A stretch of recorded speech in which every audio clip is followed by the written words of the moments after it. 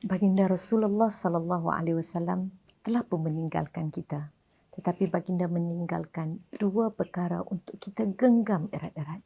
Hadis dan juga Al-Quran. Marilah sama-sama kita hayati tinggalan Rasulullah sallallahu alaihi wasallam.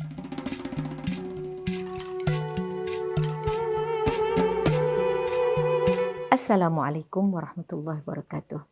Hari ini kita nak baca sedikit daripada ayat Al-Quran, ayat 221 daripada suratul Baqarah, panduan Allah Subhanahu Wa Taala dalam memilih teman hidup.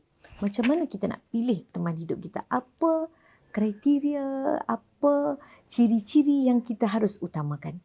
Ayat ini Allah SWT menyebut wala tankihul musyrikat hatta yu'min. Janganlah kamu kawini perempuan-perempuan musyrik sehingga mereka beriman. Wala amatun mu'minatun khairun min musyrikatin walau a'jabatkum. Dan sesungguhnya seorang hamba perempuan itu jauh lebih baik daripada seorang yang walaupun merdeka tapi musyrik dan dia menarik hati kamu. Wala tunkihul musyrikin hatta yu'minu.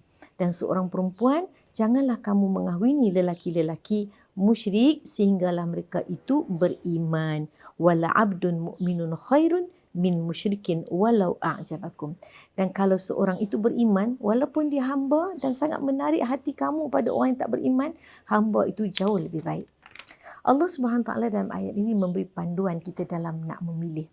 Berbalik kepada cerita seorang sahabat ini, dia ada bercinta dengan seorang wanita bernama Inak.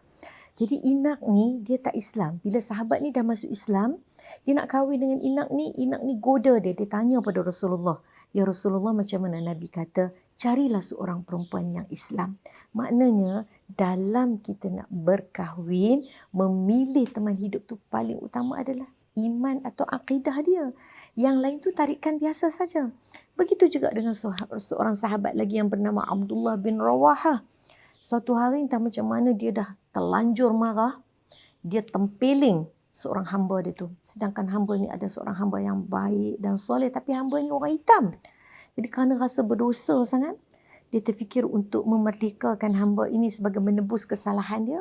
Dan dia terfikir untuk kahwin dengan hamba ini sebagai menebus kesalahan dia. Ditanya kepada Rasulullah SAW.